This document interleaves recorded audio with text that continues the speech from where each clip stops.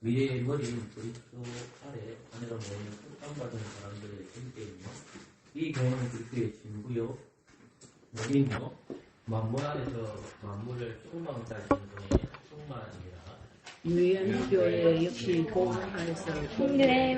우주가 교회인데 전 세계에서 참 믿음을 고백하는 모든 자들과 그들의 자녀들로 이루어지며 주 예수 그리스도의 나라이며 하나님의 집이요 근속이며 이 교회를 떠나서는 특별한 교우가 아니고는 구원받을 가능성이 없다.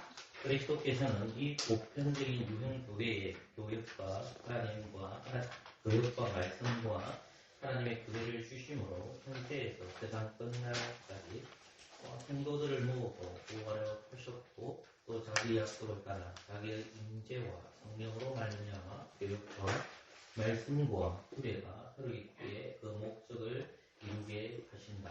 이 공교회는 때로는 더 잘 보이기도 하고 때로는 덜 보이기도 하였다.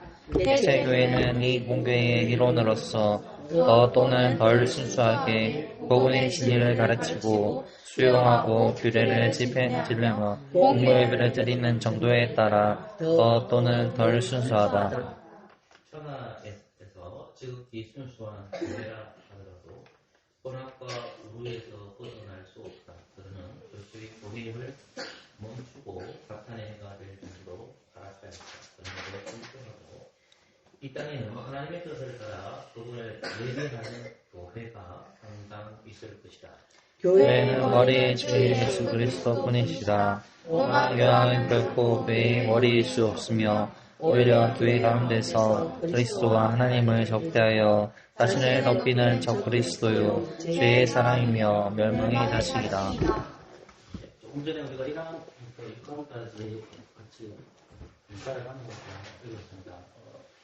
1항에 대한 설명은 조금 더 우리가 생각을 해보시면 시간 개념 안에서 우리가 어떻게 이해했는데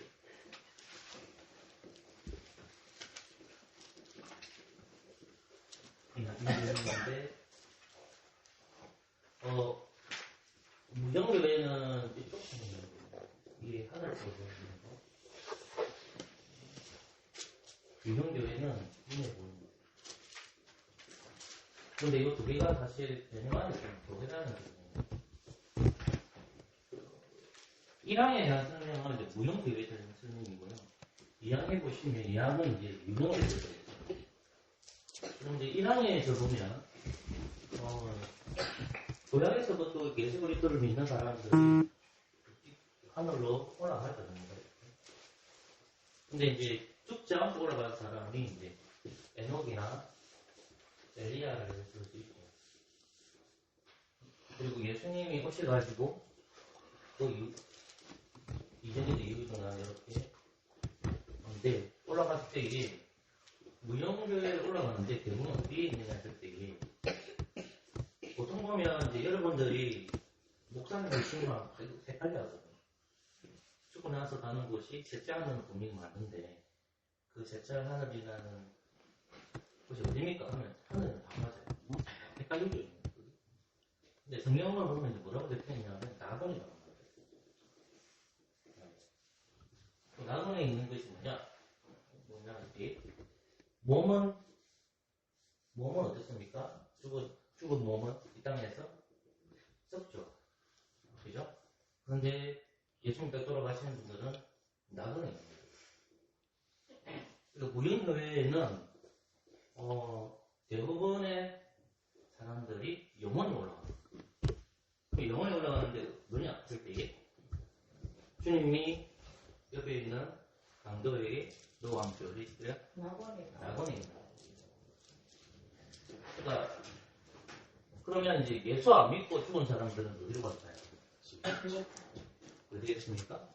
성경에서는 사망이라고 하고 또는 뭐라고 합니까? 공부라고 하기도 하고 또 뭐라고 하죠? 소울이라고 하기도 하고 뭐라고 합니까? 지옥이라고 합니다. 대부분이 나는 이런 단어를 쓰죠? 땅짓듯 해가지고 그죠? 그러니까 당연히 어느 장소인지 모르겠지만 어디로 있다는 걸 생각할까요? 땅 안에 있지 않겠냐라고 추정하죠. 장소가 어디냐? 모릅니다. 그러나 어떤지 모르겠지만 지옥인데 하늘은 아래 묻고 땅은 있는 거다. 그러면 예수 안 믿고 죽은 사람은 다 어디 갔느냐? 이거 지옥이었지. 그럼 하나 예를 드는 것이 이제 성경에 찾아야 되죠. 찾아보니까 거기 나오죠. 누가복음 1장인데 17장입니다. 맞을 거예요. 17장에 보면 누구 나오죠? 거지는 어디 갔죠? 나사로는 나그네 갔죠. 부자는 어디 갔습니까? 지옥에 갔죠. 근데 부자 이름이 있어요? 없어요? 없으죠. 부자 이름이 없죠. 그 다음에 나그네가 나사로 이름 있습니까? 없습니까? 네, 아니요. 있습니다. 근데 이게 굉장히 중요하거든요. 이걸 제가 왜 얘기하냐면 무형교회가 있다면 예수를 좀 믿지 않은 사람들의 몸은 지옥에 갔습니다. 그 영혼은 지옥에 갔습니다. 그러면 지옥에 가는 사람이나 나그네 간 사람이나 시체는 다 어디가 이 땅에서 다 썩겠죠. 그러면 이 시체가 다시 부활하는 날이 우리 예수 믿는 사람은 부활하겠지만 예수 안 믿는 사람 몸도 구원하겠죠. 그죠? 그럼 지금 받는 고통도 심한데 나중에 받는 고통도 더 있습니다. 더 심합니다. 그러니까 이걸 우리가 상상을 못해요. 그러니까 왜냐하면 성경에서 보여주고 있지만 그것이 얼마만큼 큰 고통인지를 잘 모르죠. 이 땅에서 당하는 고통보다 더 심한 고통이기 때문에. 그런데 이제 무용교회에 올라가신 분들이 대부분 왜 올라가느냐? 대부분 신약 구약 시대 때나 신약 시대 때에 대적이 있죠. 대적이 비판하니까 구약 시대에는 약속을 믿다가 어디로 가는 겁니까? 무용교회로 가는 겁니다. 이쪽은 예수님께 오셔서 성취하셨기 때문에 그리스도를 바라보다가 어디로 가는 겁니까? 여기로 올라가는 겁니다. 자, 그러면 여기 있는 사람들은 전부 다 무용교회들. 눈에 보입니까? 안 보입니까? 눈에 안 보입니다. 그런데 이 땅에 주님께서 요 교회를 주셨는 거죠. 그럼 무용이나 유용교회랑 똑같은 개념이 뭐냐면 하나님을 가리켜 하나님을 뭐라고 부릅니까? 우리가 아버지라고 부르죠. 예수님을 가리켜 우리가 뭐라고 부르죠? 뭐라고 부릅니까? 아들이라고 하죠. 또는 신랑이라고 하죠. 그죠? 성령님을 가리켜 그냥 영신하는 이렇게 얘기하죠. 그러면 이제 이 땅에서 보시면 무용교회나 유용교회다 똑같이 일하면 교회이기 때문에 교회를 가리켜 아버지니까 교회를 뭐라고 얘기합니까? 어머니를 할 수 있는 겁니다. 두 번째, 자, 우리 이쪽도 아들이지만 우리도 뭐가 될 수 있죠? 하나님의 자녀가 될 수 있죠. 신랑이니까 교회를 가리켜 뭐라고 합니까? 신부라고 합니다. 예수님을 우리가 뭐라고 얘기하죠? 머리를 하니까 교회는 뭐라고 얘기합니까? 몸이다 이렇게 얘기합니다. 이거 이해되셨죠? 자, 그러면 자 결국은 그러면 요 교회가 어머니가 되고 자녀가 되고 신부가 되고 몸이 되는 것은 성부와 성자의 사이가 아니고 누구의 사이이죠? 성령님의 사이이죠. 성령님의 사이를 통해서 우리 어머니가 되고 하나님의 자녀가 되고 신부가 되고 그리스도의 몸이 된다. 이게 무용교회뿐만 아니라 모두 포함된단 말입니까? 무용교회도 그렇게 된다는 말. 여기까지 이해됐죠? 자, 그러면 여기서는 예수 믿는 사람과 예수 안 믿는 사람들 구분이 됐죠? 여기는 구분이 안 된다는 말입니다. 그렇게 이해합니다. 그냥.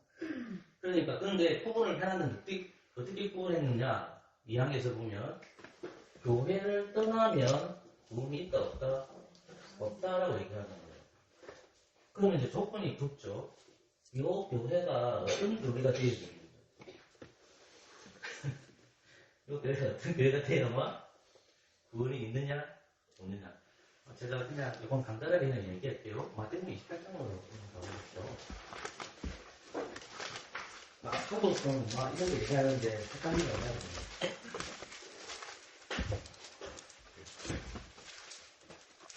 마태복음 28장입니다. 마태복음 28장은 주님께서 부활하시고 이제 40일 동안에 그 부활을 가르치고 난 다음에 제자들한테 와가지고 하늘을 성천하기 전에 오셔서 특별히 11 사도들에게 주신 말씀을 제가 사용하는 내용이 16절부터 20절까지입니다. 좀 어려운 말 써서 미안하지만 16절부터 20절인데 18절부터 20절까지 동사가 딱 하나가 있어요. 주동사가. 그게 뭘까요? 제자를 삼아라. 뭐를? 제자를 삼다라는 말이에요. 그러니까 주동사가 제자를 삼는 거예요. 이거 이해했습니까? 자, 그런데 이 제자를 삼는데 어떻게 삼았구나 해가지고 두 가지가 나와요. 그게 뭘까요? 말씀을 가르치고 그다음 뭐가 나옵니까? 세례를 해요. 여기 나오는 거예요. 주동사가 뭐라고 해? 제자를 삼아. 그럼 제자를 어떻게 삼아야 됩니까? 말씀을 가르치고 세례를 베푸는 거. 누가 정하셨죠? 사도들이 정한 게 아닙니다. 누가 정했다고요? 예수님이 정하셨습니다. 좀 정확하게 합시다. 이제는 예수님이 정하셨죠. 그럼 예수님이 정하셨다는 것은 누가 정한 겁니까? 간단하게 보면 하나님 정하신 거니까. 그러면 모든 권세를 누구로부터 받았죠? 예수님은? 하나님으로부터 권세를 받았죠. 이거 이해됐죠? 그러면 이 장면에서 보면 예수님은 1살부터 33세까지 뭘 당하셨습니까? 한 단어로 얘기하면 고난이죠. 고난의 가장 큰 게 뭡니까? 십자가죠. 우리 지금 장면은 십자가 형벌을 당하시고 주님이 부활하기 전이잖아요. 주님이 하늘로 승천하기 전이잖아요. 이해되셨죠? 그럼 하나님께서 고난을 당한 예수 그리스도를 보시고 하늘로 승천하기 전에 모든 권세를 주셨고 예수님께서 모든 권세를 받았다는 것을 누구한테 말하고 있는 거예요? 사도들이죠. 그럼 사도들이 뭘 전해야 돼요? 말씀과 세례죠. 그런데 여기 하나 더 있는 게 뭡니까? 주님이 공생애 때 하나 더 한 게 성찬이잖아요. 그러니까 반드시 교회는 말씀과 세례와 성찬을 해야 되는 거예요. 그 다음 하나 더 얘기한 공생애 때 뭐죠? 건징이죠. 말씀 못한 사람들이 뭐해라? 말씀으로 다스려. 이 세 가지를 다 풀 수 있다는 겁니다. 그러면 이 유형교회 안에서 뭐가 있어야 됩니까? 제가 이렇게 드릴 말씀이 바른 뭐가 해야 되죠? 말씀인데 앞에 뭐가 붙어야 돼요? 바른 말씀을 해야 돼요. 자, 세례인데 어떤 세례? 바른 세례. 승찬도 뭡니까? 바른 승찬. 바른 건징입니다. 그러면 바른이라는 말은 성경에 근거한 거죠. 그렇죠? 그러니까 그럴 때 유형교회가 누구를 드러내는 겁니까? 맞지만은 예수님을 드러내는 거예요. 이렇게 드러내는 거예요. 이해되셨죠? 그러니까 유형교회에서 천교회가 뭐냐? 이 교회가 구원이 있느냐 없느냐 했을 때에 저는 이 세 가지를 드러내야 된다라고 생각합니다. 그것을 벗어나면 뭐라고 얘기할까요? 구원이 없다. 이게 이제 대부분의 교회에서 이렇게 잘 안 가르칩니다. 왜 안 가르치느냐? 이렇게 가르치게 되면 교회는 대화를 주장하기 때문에 그리고 건물이 굉장히 화려하게 건물을 잘 짓거든요. 그렇기 때문에 성도가 안 오면 교회가 예배당 운영이 안 돼요. 그러니까 이제 인구도 이제 점점 줄어들어 있는 시점에 자본주의 시스템이 교회 안에 들어오죠. 그런데 우리가 장로교에 소속되어 있으니까 장로교회 안에도 이러한 형태는 전혀 없고 장로교에 있지만 세상이 추구하는 방식으로 흘러갈 수 있겠죠. 이해됐습니까? 그 흘러갈 수 있다는 말을 어디서 할 수 있냐면 공항에서 할 수 있는 거예요. 교회는 연약성이 없다. 교회는 연약성을 가지고 있는 거예요. 그러니까 이제 이야기에서 제가 유형교회를 설명했으니까 그러면 이 유형교회를 끌고 가기 위해서는 말씀을 전해드리고 세례와 성찬이고 건징하는 것이 성도가 합니까? 아니면 직분자가 합니까? 하나님께서는 누굴 주셨다? 직분자를 주셨다. 그럼 직분자들이 누구냐 했을 때에 성경 그대로 놓으면 목사, 장로 하나 더 합당을 하고 뭐죠? 집사입니다. 오늘날의 검사는 우리 한국 교회에 있는 독특한 제도입니다. 그래서 저는 변사님들을 집사님으로 봅니다. 근데 사실은 이제 우리가 이거를 계급 구조를 보면 안 되고 기능상으로 되는 거죠.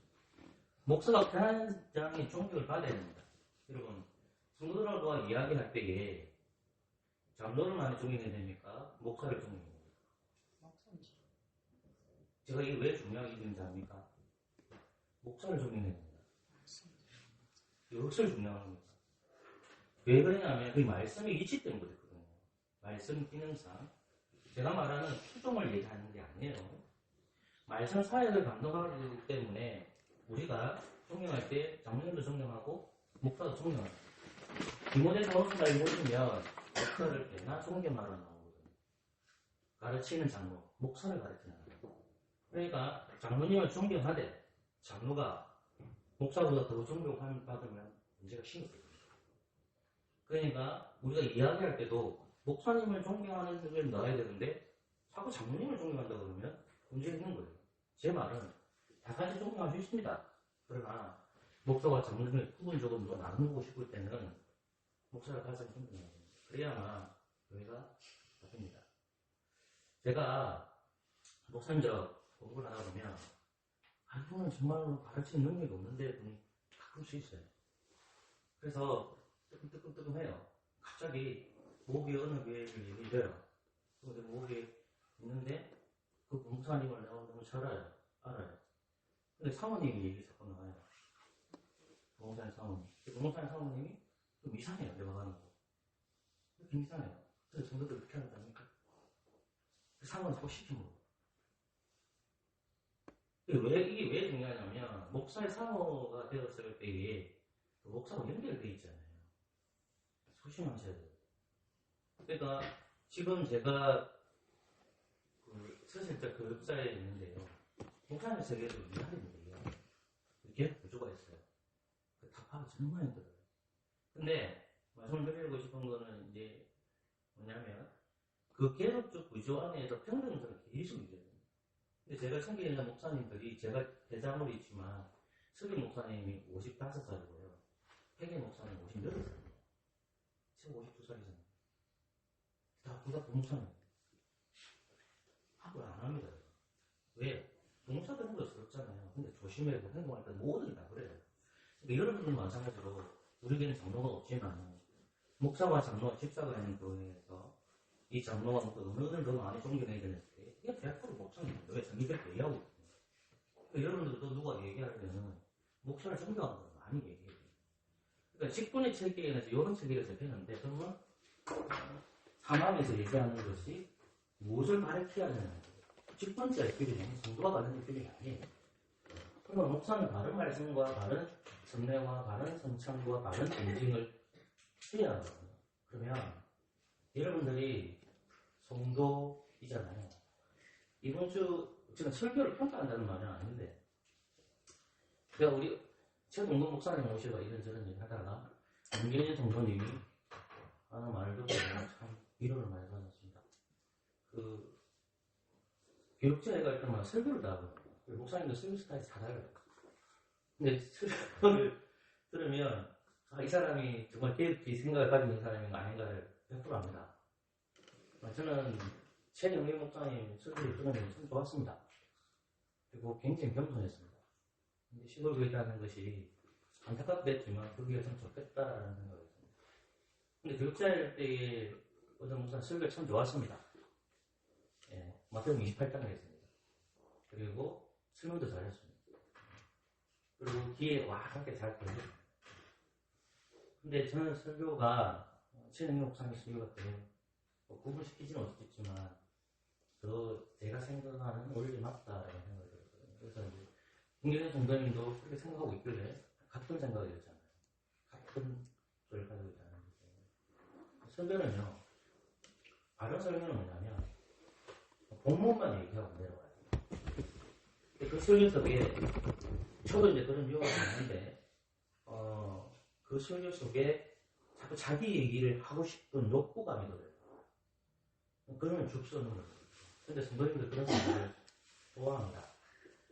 성경을 가르치는 것은 결국 바른 말씀과 바른 세례와 바른 성장과 바른 권징은 말씀을 공부하기 때문에 예배 시간 때, 설교 시간 때는 그리스도만 전하다가 내려오는 겁니다. 그것이 목사의 사명이에요. 그래서 오늘 같은 경우에도 부끄러움을 설교했지만 어떨 때는 본문 설교를 하고 어떤 주제 설교를 한단 말입니다. 그러면 목회자들이 그런 설교가 때로는 이거 여러분들의 귀에 안 들릴 때도 있고 안 끄실 수도 있어요. 예수님이 말씀이시니까 먹으라 그랬으니까 목사가 선할 때에 그 생명이 남은 게 있으면 그리스도를 먹지 못할 때가 있는 거예요. 그냥 안 들리시니까. 그 안 들리지는 이거 여러 가지가 있어요. 그것은 유교병의 삶이 그럴 수도 있고요. 또 그것은 피곤해서 그럴 수도 있고요. 근데 모든 것이 자 그것이라고 했잖아요. 왜 안 들리실까? 그것은 영적으로 우리 스스로가 문제가 있다라는 생각을 해보셔야 돼요. 목사도 마찬가지죠. 목사가 말씀 준비를 하지 않으면 25장에서 교회에서 직분자의 규례를 어기고 있는 거예요. 그런 측면을 우리가 바라보시고 직분자들이 말씀을 가르치고 많은 성례를 하고 새로운 성전을 집행하고 건진하는 것이 주의 몸된 교회를 세워가는 것과 분명히 연결성을 가지고 있다고 보시면 되고요. 4을 보십시오. 4 가지 읽어볼까요? 시작. 이 공교회는 때로는 더 잘 보이기도 하고 때로는 덜 보이기도 한다. 개체교회는 공교회의 기운으로서 더 또는 덜 순수하게 복음의 진리를 가르치고 수용하고 교회를 진행하며 공예를 드리는 전부에 따라 더 돈을 더해서 성경을 읽어보면 디모데 전후서 같은 경우에는 대부분 목회자와 관련되어 있습니다. 디도서도 마찬가지고요. 그래서 저는 이제 디모데는 좀 큰 교회 목회자입니다. 그래서 에베소 교회거든요. 디도 같은 경우에는 제가 좋아하는 단 하나입니다. 그 사람은 글레데라는 섬에서 목회를 해요. 저도 사실 변방에 있잖아요. 섬에 있으면 누가 알아주겠습니까? 저 하스라는 동네에 누가 알아주겠습니까? 소문이 자문하면 절대로 강사를 안 불러주는 거예요. 그러니까 이제 그냥 목회를 나가는 거죠. 근데 중요한 것은 뭐냐면 아까 제가 말한 에베소 교회든 비록 목회했던 그 글레데 교회 안에 있는 교회들 간에 똑같이 그리스도 안에서 순결성을 가지고 있어야 되거든요. 근데 이제 교회다워져야 되고 그리스도를 닮아가야 되는데 덜 순수한 모습을 보일 수 있다는 거죠. 종교개혁 시대 때, 교회개혁 시대 때 루터나 뜨근거리나 칼빈이라는 사람들이 있잖아요. 그러면 그분들이 저항하기 때문에 개신교가 나오지 않습니까? 그러면 그때 로마 교회로부터 그들이 순수성에 있어서 타락했기 때문에 루터나 뜨근거리나 칼빈들이 나오거든요.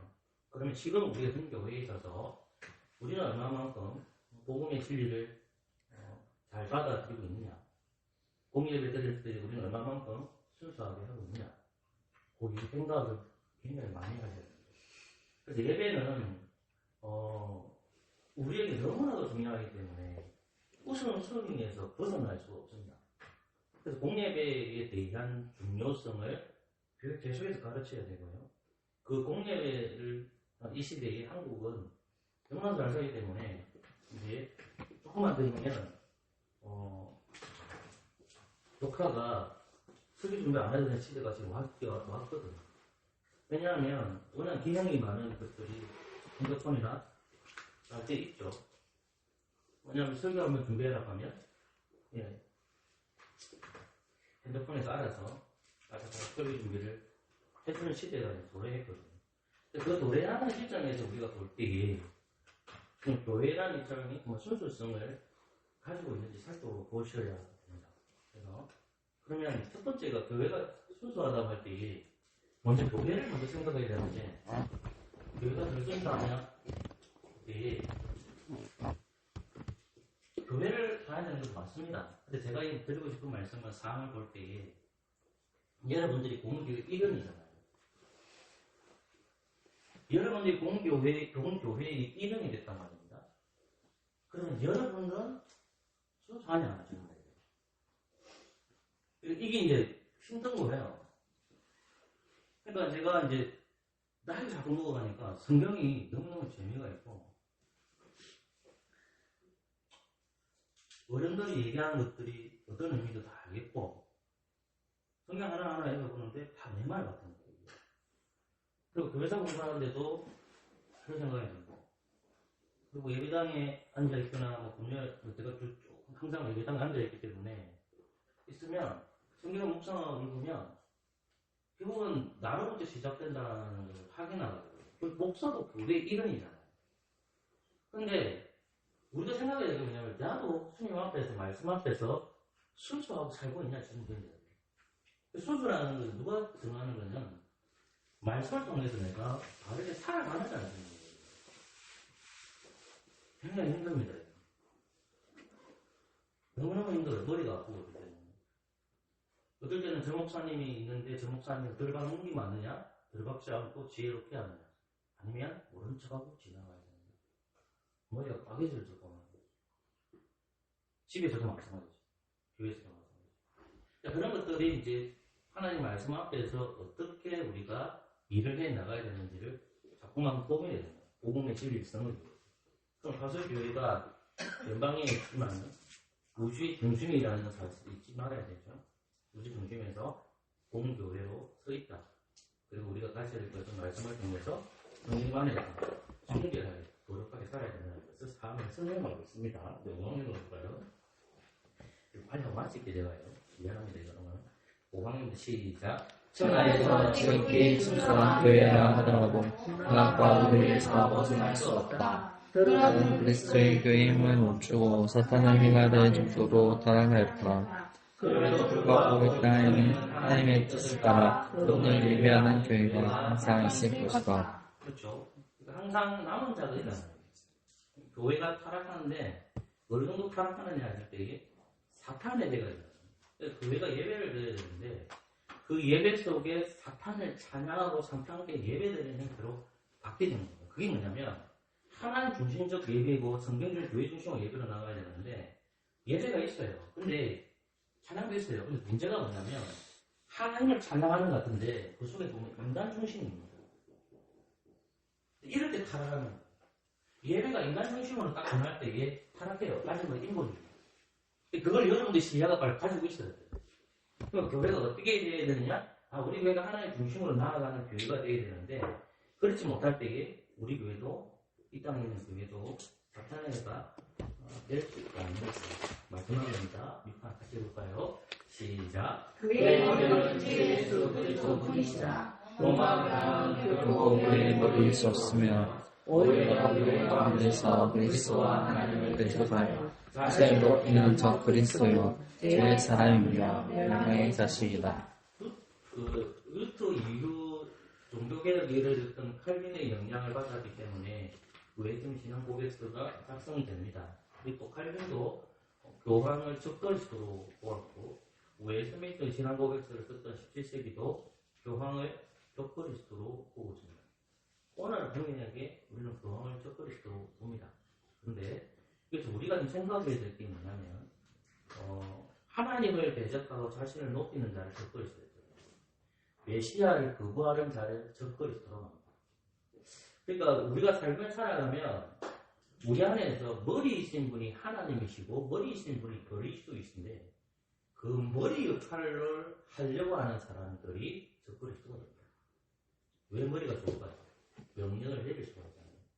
그러니까 우리가 예수님이 나의 머리라고 할 때 가정에서도 질서가 있고 교회에서도 질서가 있잖아요. 그 질서 안에서의 우리가 기획을 부르짖어야 되거든요. 그래서 기획은 혁명이 아닙니다. 기획은 부티다가 아닙니다. 기획은 말 그대로 말씀 안에서 개혁되어져 가는 거거든요. 그래서 굉장히 넓습니다. 그러니까 가정에서 머리가 누구인지 그리고 교회에서 머리가 누구인지 똑같죠. 가정과 교회에서는 별도가 머리 있어요. 하나님께서는 그 가정에 머리 되는 분을 부모를 세워놓으셨고 교회에도 부모를 세워놨죠.